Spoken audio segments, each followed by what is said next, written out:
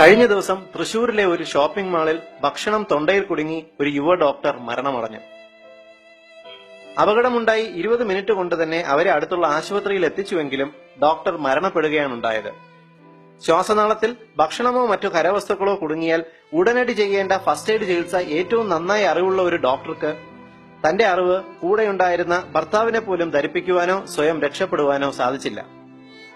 നാളെ ഈ അപകടം നിങ്ങൾക്കോ നിങ്ങളുടെ പ്രിയപ്പെട്ടവർക്കോ ഉണ്ടാകാം. ആ സമയം നിങ്ങൾ ഉടനടി കൊടുക്കുന്ന ഫസ്റ്റ് എയ്ഡ് ചികിത്സ രോഗിയെ ജീവിതത്തിലേക്ക് തിരിച്ചെത്താൻ സഹായിക്കുന്നു.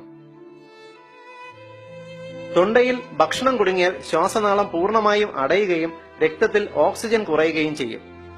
വെറും 4 മുതൽ 6 മിനിറ്റ് വരെ രോഗിയുടെ തലച്ചോറിലേക്ക് ഓക്സിജൻ എത്തിയില്ലെങ്കിൽ തന്നെ രോഗി കുഴഞ്ഞു വീഴുകയും തൽക്ഷണം മരണം സംഭവിക്കുകയും ചെയ്യും. നിങ്ങളുടെ മുന്നിൽ വെച്ച് ഒരാൾക്ക് ശ്വാസനാളത്തിൽ ഭക്ഷണമോ മറ്റോ കുടുങ്ങിയാൽ എമർജൻസിയായി ചെയ്യേണ്ട ഫസ്റ്റ് എയ്ഡ് എന്ത് എന്ന് എത്നി ഹെൽത്ത് ഇവിടെ വിശദീകരിക്കുന്നു.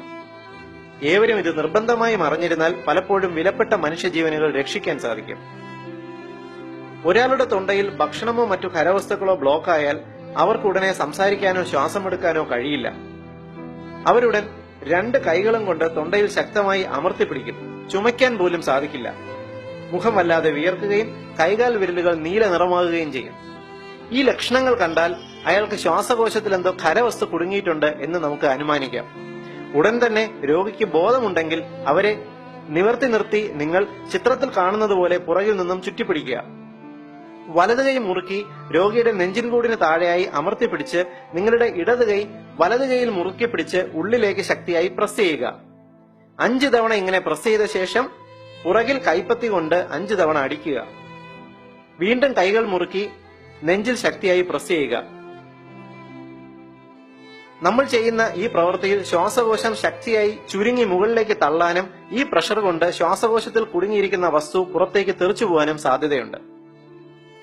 തൊണ്ടയിൽ എന്തെങ്കിലും വസ്തു കുടുങ്ങിയെങ്കിലും രോഗിക്ക് സംസാരിക്കുവാനും ചുമയ്ക്കുവാനും സാധിക്കുന്നുവെങ്കിൽ അവരോട് ശക്തിയായി ചുമയ്ക്കാൻ ആവശ്യപ്പെടുക.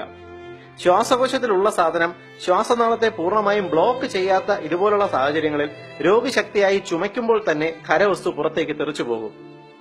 ഇത്തരം കേസുകളിൽ യാതൊരു കാരണവശാലും അവരുടെ മുതുകിൽ അടിക്കരുത്. അങ്ങനെ ചെയ്താൽ ചിലപ്പോൾ ഭക്ഷണം താഴേക്കിറങ്ങി ശ്വാസകോശം പൂർണ്ണമായും ബ്ലോക്ക് ആയി പോകാൻ സാധ്യതയുണ്ട്. ഈ ഫസ്റ്റ് എയ്ഡ് ഇൻഫർമേഷൻ എല്ലാവരും ഷെയർ ചെയ്ത് പ്രചരിപ്പിച്ച് നമ്മുടെ സമൂഹത്തെ ബോധവൽക്കരിക്കുക. ഇനി ഒരു വിലപ്പെട്ട ജീവൻ പോലും ഇതുപോലുള്ള അപകടത്തിൽ മരണപ്പെടാതിരിക്കട്ടെ. പൊതുസമൂഹത്തിന് ഏറ്റവും ഉപകാരപ്രദമായ ഈ ഹെൽത്ത് ഇൻഫർമേഷൻ നിങ്ങൾക്കായി അവതരിപ്പിച്ചത് ethnihealthcode.com.